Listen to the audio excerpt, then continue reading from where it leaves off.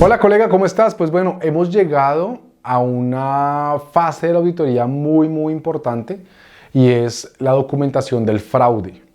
Generalmente nosotros los auditores no estamos responsables ni nos contratan para encontrar fraude, pero no deja de ser cierto que de cierta forma damos confianza y garantía frente a terceros de que las cosas están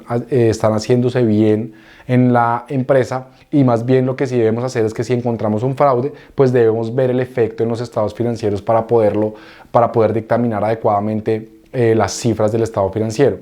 El alcance o generalmente no se contrata para encontrar fraude, pero si bien sí tenemos una responsabilidad importante y una garantía frente a terceros que las cosas se estén haciendo bien dentro de la compañía. De ahí la importancia de entender el negocio como es, para poder saber por dónde es que hay fugas o por dónde es que hay fallas. En estas pruebas de fraude, que es la razón por la cual existe este video o estamos haciendo este video,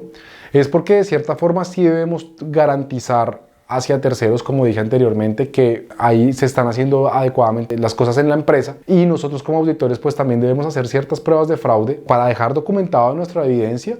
que nosotros hicimos pruebas de fraude y que dentro de nuestra evidencia pues no hay pruebas, digamos que evidentes de fraude, que si bien no nos contratan para identificar fraude, pues hay unas pruebas mínimas que sí debemos hacer para saber que no hay fraude. Lo cierto es que ahí debemos tener una capacitación muy profunda, o más que profunda, adecuada frente a lo que se puede saber de fraude. Por ejemplo, debemos saber del triángulo de fraude, que es lo que te recomiendo que busques en YouTube, triángulo de fraude. Que el triángulo de fraude, pues, mejor dicho, lo que han hecho es estudiar cuándo es que se configura el fraude. Entonces hay un triángulo de oportunidad, circunstancias, bueno, hay diferentes cosas que podemos entender del fraude, pero nosotros lo que vamos a hacer es aprovechar la información que tenemos a la mano para sacar del análisis de la información, sacar conclusiones si hay fraude o no, que finalmente, como nosotros somos los auditores, tenemos la información para analizarla y hacer unas pruebas y diseñar unas pruebas de fraude para poder determinar si hay fraude o no. Generalmente, ¿dónde hay fraude o qué es lo que más tiene riesgo de fraude? El efectivo, los inventarios, los activos móviles de la compañía, los ingresos por temas de maquillaje y los costos para el margen de la utilidad o para temas de manejar utilidad. Entonces, los costos pues generalmente mueven cosas al inventario o bueno, etc. Esto nosotros lo podemos identificar, o hay una prueba muy fácil de auditoría, y es que nosotros dentro de nuestro método le pedimos al cliente que nos descargue en un Excel el 100% de sus registros contables. Eso es lo que nosotros llamamos los journal entries, que los journal entries es un auxiliar de cuentas o es un libro diario detallado donde tenemos la cuenta, la fecha, el tercero, el documento, débitos, créditos, bueno, toda la documentación que tenemos, incluso los usuarios que registraron la información o con qué usuario se ha registrado la información, y las horas, la hora de registro de ese journal entry. La hora de registro es porque generalmente los ajustes se hacen a final de mes o en horas de la noche o bueno, cosas así, ¿no? Que pueda uno identificar de una empresa. Pero esos ajustes como de último momento, esos ajustes como ya después de haber tenido el balance y después de haber analizado esos últimos ajustes que se hacen al final del cierre del estado financiero, ahí es donde generalmente se encuentra fraude o hay transacciones que no corresponden a la realidad económica, porque del análisis de la información es que salen los últimos ajustes, ya sean verdad o no. Entonces la hora y la fecha en que se hace el journal es muy importante, y también el usuario. Generalmente las empresas que tienen un buen control interno, para cada persona tienen un usuario para el acceso a la ERP, y el ERP deja registro de quién ingresó o quién hizo ese registro contable o quién hizo o quién modificó o hizo un auxiliar o hizo lo que haya tenido que hacer. Entonces lo que nosotros hacemos es descargar eso en una base de datos, hacemos fecha, mes, o sea, organizamos eso, y por medio de tablas dinámicas y gráficas Organizamos toda la información para sacar tendencias, para sacar picos altos, para sacar los usuarios a qué horas entran, a qué horas fue el registro contable, los ingresos cómo están, en qué días se están registrando los ingresos, si se registran periódicamente o se registran a final de mes, si hay muchas devoluciones, porque muchas veces lo que hacen los comerciales es facturar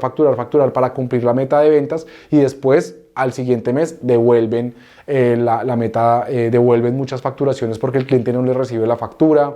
Entonces, ese tipo de cosas son las que podemos identificar en los journal entries, los márgenes, que la contabilidad cierre con un margen adecuado, con un margen constante y no que hoy tenga unas ventas así y unos costos poquitos, entonces tenga un margen grande. Entonces, ese tipo de errores o ese tipo de cosas son las que tenemos que identificar en esos journal entries. Entonces, lo que te digo, o sea, realmente es un reto porque bajamos toda la información en un Excel o en una base de datos y con esa base de datos comenzamos a buscar reportes o informes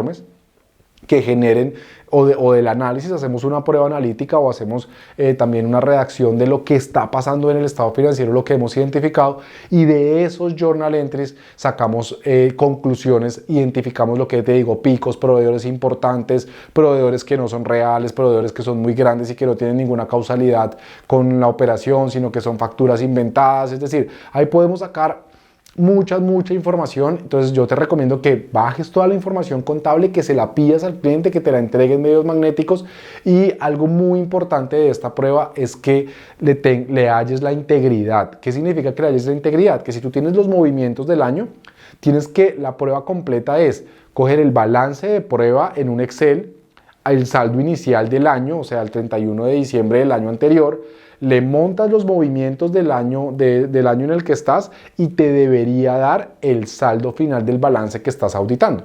Si no te da el saldo del balance que estás auditando, pues los movimientos no son o no está íntegra la información o hacen falta movimientos o en su defecto te movieron el balance antes pues de haberte pasado los movimientos contables. Entonces la prueba es esa, ¿no?